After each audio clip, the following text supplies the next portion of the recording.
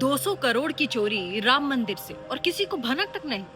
बहुत अजीब सी बात है। यहाँ घर से चप्पल चोरी हो जाए तो लोग परेशान हो जाते हैं और इतने बड़े मंदिर, हिंदुओं की आस्था का प्रतीक राम मंदिर से 200 करोड़ रुपए की चोरी हो गई, डकैती हो गई और किसी को कानो कान पता तक नहीं चला। कितने शातिर अंदाज में इस पूरे काम को अंजाम दिया गया है, आप इसी बात से अंदाजा लगाइए। एसआईटी गठित कर दी गई है ताकि पता चल सके कि कितने लोग इस चोरी में इन्वॉल्व हैं, शामिल हैं और कितनी चोरी की गई है। पहले तो शिकायत आया था समाजवादी पार्टी की तरफ से कि देखिए जो भक्त हैं वो राम मंदिर में दान पात्र में जो चढ़ावा चढ़ा रहे हैं उसमें से 5 करोड़ रुपए गायब हैं। अखिलेश यादव ने भी ट्वीट किया, लेकिन जैसे जैसे ये मामला आगे बढ़ा और छानबीन हुई तो पता चला भैया 5 करोड़ नहीं, 200 करोड़ रुपए दान पात्र से गायब हैं और चढ़ावे के तौर पर जो चढ़ाया गया था वहां से 200 करोड़ रुपए पूरे गायब हैं। तो 200 करोड़ रुपए एक दिन में तो चोरी नहीं किए गए होंगे, लगातार एक सिलसिला चला होगा।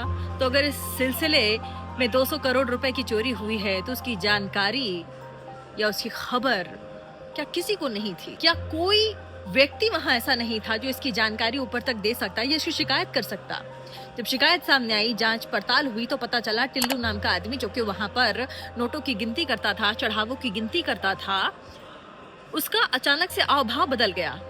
जो लोग नोटों की गिनती में मंदिर परिसर में लगे हुए थे, जिनकी सैलरी जो वेतन है वो 1314,000 रुपए महज, उससे ज्यादा नहीं, उनके लाइफस्टाइल में रातों रात का बदलाव। कहने को तो 13,000 14,000 की सैलरी पर ये थे, लेकिन इनका जीवन शैली जो था, जो लाइफस्टाइल थी, बिल्कुल अलग सी।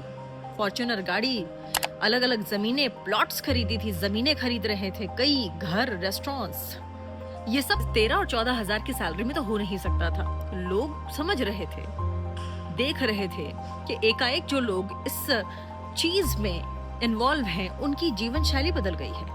जब छानबीन हुई तो शक का जो कांटा है वो चंपत राय की तरफ गया। चंपत राय जो श्री राम जन्मभूमि तीर्थ सेवा क्षेत्र के महासचिव हैं, शक की सुई उधर घूमी। उनका अभी तक फिलहाल जो ऑफिशियल बयान है वो कुछ नहीं आया है, लेकिन शक जो है उन पर है कि आखिर इतनी बड़ी बात हो गई, उनको कैसे नहीं पता चला।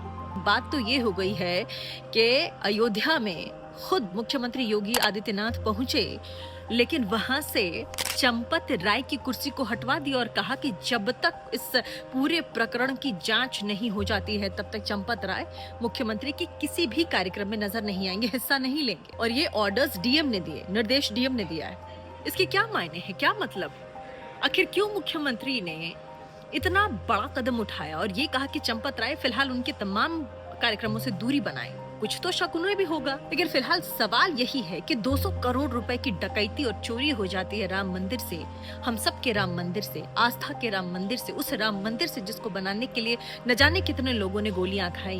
500 वर्षों का इंतजार करना पड़ा, कई लड़ाइयां लोगों ने लड़ी, उसके बाद जाकर के ये दिन हम लोगों ने देखा कि राम मंदिर बना, राम जी की वहां प्रतिमा लगी, बाल लला की वहां पर राम की वहां पर प्रतिमा लगी, सबने देखी, उनकी पूजा की गई, भव्य पूजा की गई। और उसके बाद पता चलता है कि राम मंदिर के दान पात्रों से 200 करोड़ रुपए की चोरी हो जाती है। और इत्तेफाक की बात देखिए, जब इन दान पात्रों में जिस दिन प्रतिमा स्थापित की जा रही थी और वहां पर पूजा पाठ किया जा रहा था, प्रधानमंत्री ने खुद अपनी जेब से पैसे निकालकर वहां पर दान किया, दान पात्र में दिया।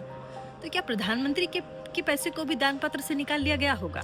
हालांकि सीसीटीवी कैमरे से तमाम निगरानी वहां पर रखी जाती है, लेकिन अब ये भी कहा जा रहा है कि इन दिनों, मतलब जब ये प्रकरण हो रहा होगा, जब ये चोरी हुई, उस समय का सीसीटीवी फुटेज गायब है, डिलीट है। लोगों से पूछा गया, पूछताछ चल रही है, तो कहा जा रहा है कि वो तो ऑटो डिलीट होता है, वो तो डिलीट हो गया है ही नहीं। ऐसा कैसे? अब सवाल तो ये है और इसका तो जवाब देना ही पड़ेगा। सवाल कई सारे हैं कि आम जनता की आस्था से आखिर किन लोगों ने खिलवाड़ किया, किन लोगों ने हिंदुओं की आस्था से खिलवाड़ किया और राम मंदिर परिसर में 40 से ज्यादा दान पात्रों में दिए दानों पर डाका डाला है। 200 करोड़ रुपए की चोरी की। आप क्या सोचते हैं राम मंदिर चढ़ावे की चोरी को लेकर के, 200 करोड़ की चोरी को लेकर के? नीचे कमेंट बॉक्स में प्लीज जरूर बताइएगा और कमेंट करके जरूर बताइएगा।